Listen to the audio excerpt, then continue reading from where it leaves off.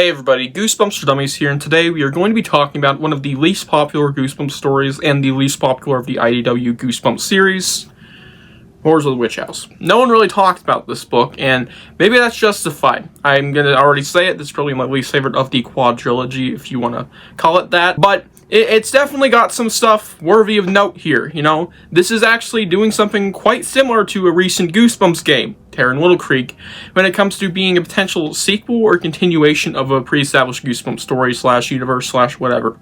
It's kind of doing the same thing here. Funny enough, the town in this book is called Beaver Creek. I swear to God, what a weird coincidence. But yeah, let's dive in.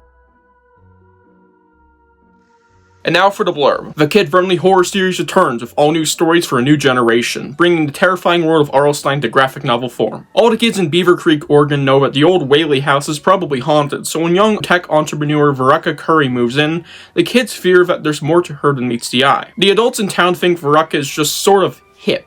Young, new blood, that Beaver Creek needs. But when Rosie, the nerdy loner, Carlos, the preppy boy, and Becca, the star athlete, all find out the terrible truth, that Veruca's a witch, it's up to them to protect Beaver Creek and put a stop to her sinister plans once and for all! I'm gonna say spoilers already, because I usually start in upsides, but I want to say right now. This is a kind of sequel to Monster Blood. This bitch, right here.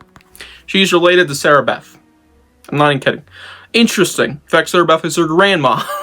So, that's pretty cool, but is the book very good? I already like the fact that our villain here is Sarah Beth's granddaughter, which is a nice continuation of the Monster Blood universe, and I think that in itself is pretty cool and keeps this book afloat in the grand scheme of Goosebumps. But the villain itself, Veruca, she's pretty good. I like her appearance in here. She has a lot of interesting things she brings to the table, like the technology. There's also a lot of neat little references to other Goosebumps media in here, like a bunch of witches are mentioned at one point. There's a plushie of Urk and Slappy in one of the frames here, which is pretty cool. Speaking of which, the art itself is actually okay, nothing standout-ish, which I guess is basically the main thing I want to bring up. Nothing in here is actually very standout-ish. It's all really just okay or decently cool, which is kind of not helping it. But generally, the story is a decent, fun time. There's nothing much to be said about it apart from it's a witch story, and it's okay. It's really nothing memorable, which is a little depressing. Like I kind of hinted at very vividly, this story doesn't have a lot actually going for it when it comes to how good the good stuff is. It's just decent, all that stuff. It's pretty good, but nothing keeping it really afloat, and it isn't helped by just being okay. No, it's all just really decent, the good stuff.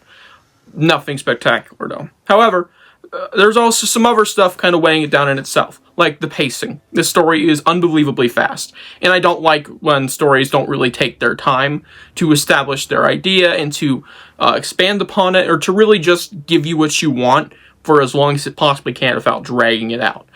This one was rushing through it, even faster than the other IDW comics. I know these are comic books. These are supposed to be a little faster because, well, there's not a lot of text to go through, more so pictures. But even still, I still prefer when it takes its time. So this should have been probably either a lot longer or should have been just rushing like it was. Really bothered me. Oh, and the main character.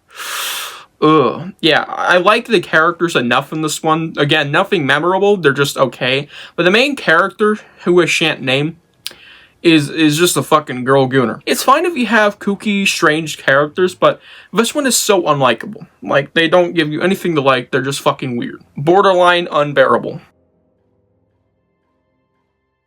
And yeah, Horrors of the Witch House, very unmemorable, so I'm gonna give it a 6 out of 10.